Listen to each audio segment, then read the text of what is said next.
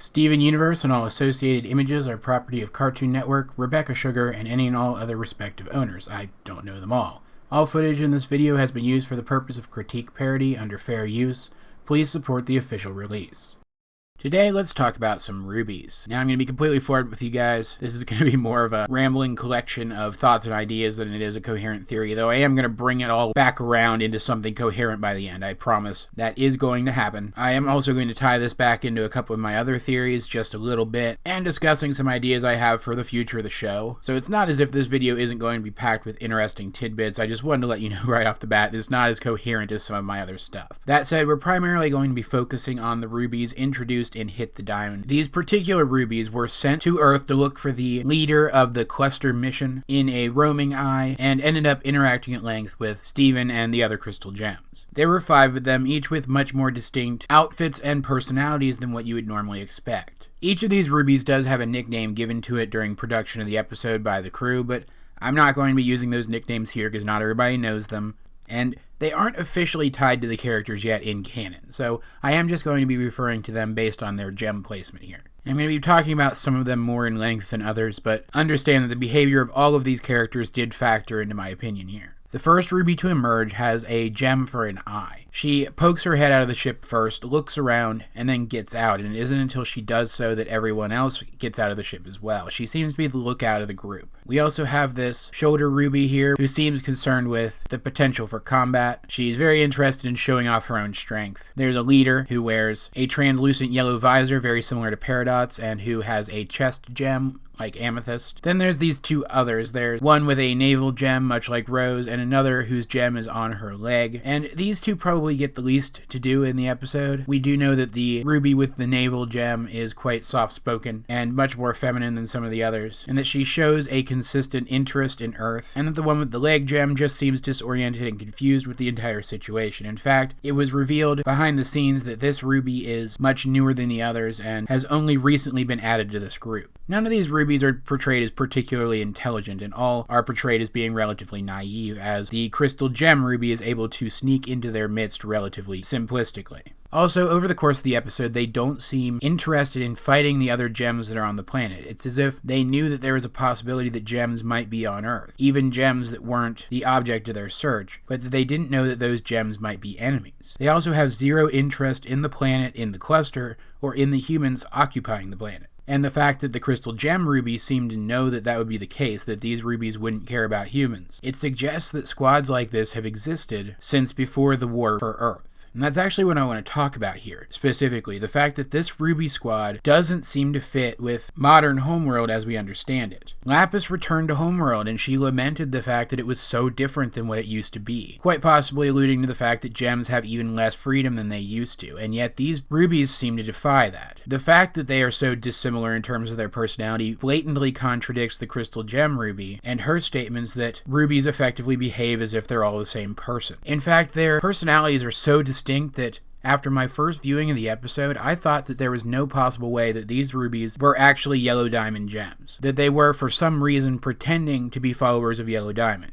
But upon subsequent viewings, it's just very unlikely that that's true. Peridot recognizes the Roaming Eye as a ship sent by Yellow Diamond. All of the rubies are wearing Yellow Diamond insignia on their clothing, and they mention Yellow Diamond by name. So how can we explain the fact that these rubies are all so distinct and different from one another when it blatantly contradicts canon? Is it possible that the crew just got carried away when they were designing these characters, giving them all a very distinct feel from each other, without really thinking about the consequence to the canon? Well, yeah, technically, that is possible. But I like to think that the crew is a little more competent than that. I think that the distinctness of these characters' personalities is here to teach us something. In my theory about gem weaponry, I mentioned that I think a gem's weapon comes from something that is very deep and personal to them. That they learn to summon a weapon when they discover something about who they are as an individual, something that no one else, or at least very few others, share. And that's why the crystal gems have weapons. But it seems like most Homeworld gems don't, because most Homeworld gems don't experience a sense of individuality. And that's based directly on canon, based on things that both Peridot and Ruby have told us about how Homeworld gems behave. But we also know from things that Lapis has told us that gems before the war, primarily aristocratic gems, did have more freedom to pursue individual interests. Isn't it possible that before the war, before Homeworld really cracked down on making sure gems conform to society, they might have put some of these Ruby squads together, picking gems with personality traits that would lend to a well-rounded team, and that because these squads were useful in scouting distant locations or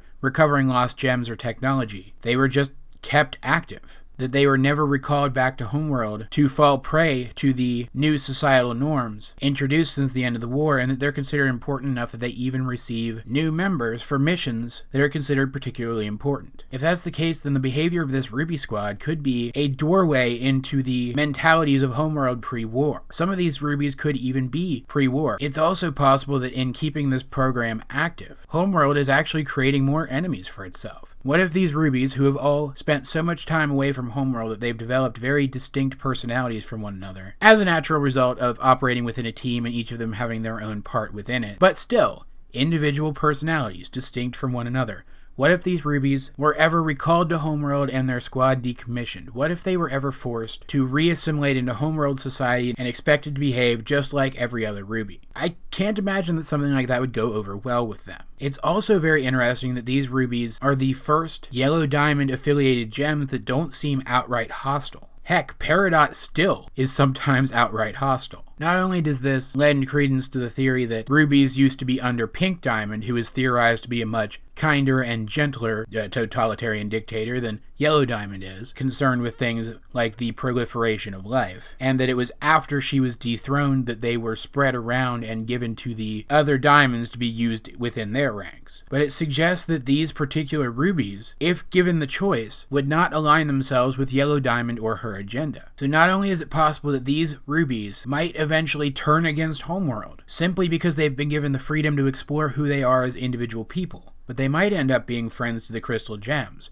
or even outright joining the group. And I'm sure that the first thing that comes to mind for a lot of you when I say that is that that just simply wouldn't work out. It just wouldn't be interesting to have 5 of the same gem running around. But think about what we said earlier, that each of these characters was given a very distinct personality by the crew. They were made to be very different people despite the fact that they look very, very similar. And that the crew put a lot of time and thought into this, even giving them names that I could see Steven himself giving to these Rubies down the line once they become friends. Not only that, but these Rubies already work well as a group. True, they're kind of naive, but that can be overcome. And then you have an entirely separate unit that could function alongside the original Crystal Gems and even has a powerful fusion form. These Rubies even have a mentor in the form of the Crystal Gem Ruby. She could teach them what it means to be their own individual person, even more than they already have discovered it on their own. Maybe it's a little far-fetched that these guys could join the team, so to speak, but the way I see it, everything about them is geared towards this happening. It is implied that they are going to be back.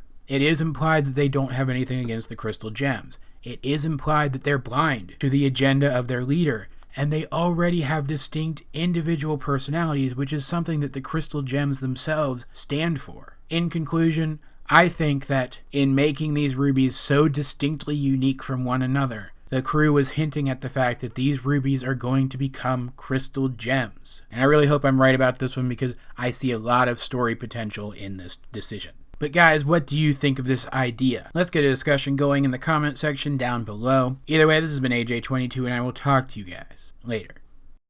Do you have a theory idea or merely a musing about the show that you'd like me to discuss? You can head on over to my Facebook page and send me a message detailing your ideas, and if I find them interesting enough, I'll be sure to respond.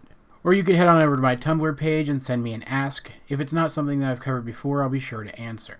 If you are on Facebook or Tumblr, I also recommend that you like and or follow me there as well to keep up to date on all of my content as well as any supplementary content that I might post on either of those sites. And if you know anyone on Facebook or Tumblr who might find my content interesting, please share it with them. I'd really appreciate it.